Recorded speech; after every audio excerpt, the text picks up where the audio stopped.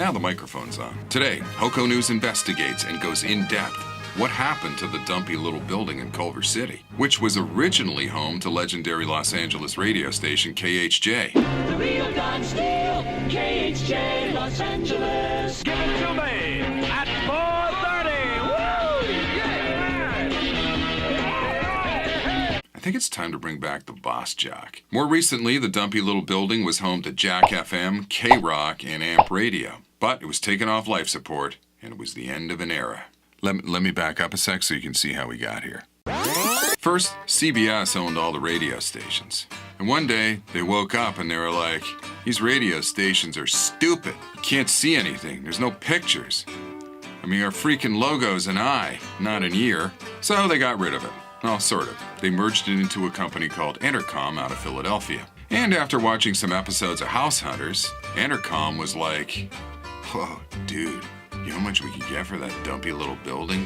About 26 million, ka-ching. The history there was rich though. Almost everyone in the music industry in the past 30 or 40 years has passed through those halls. Chief of Building Security Charles Connor reminisced with HOCO News just before his retirement. Man, I have seen so many, if I can remember them all. I've seen Chuck Berry here, Fast Domino, Elvis Presley came around one Sunday.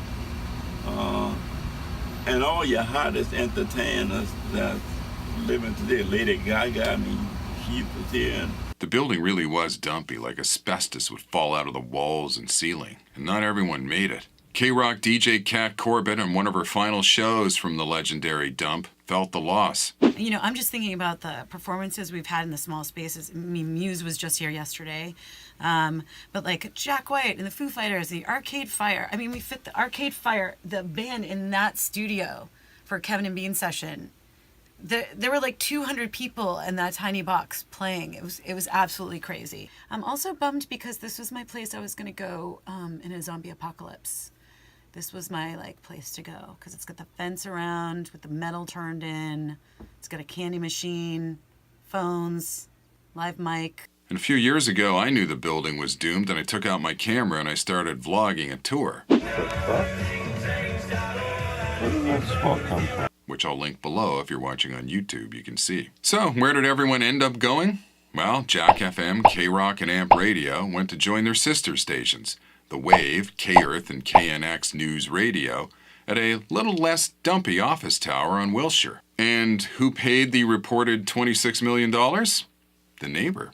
The Kaiser Permanente Hospital next door decided to expand. So if you plan on getting sick and need a bed, they'll have plenty of new beds for you. And what about the famous line? Broadcasting live from a dumpy little building in Culver City. It will continue to live on out of respect, at least for now. Well, last week we had bees invade our neighborhood. This week it was Cardi Bees, the local senior center. Roll the Cardi B roll. I know a place.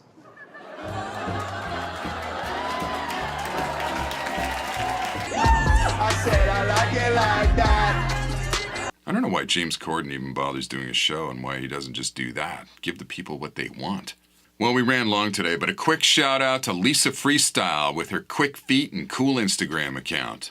Suck on that, Ronaldo. And that's HOCO News for today. More news when it breaks. I like it like that. I said I like it like that.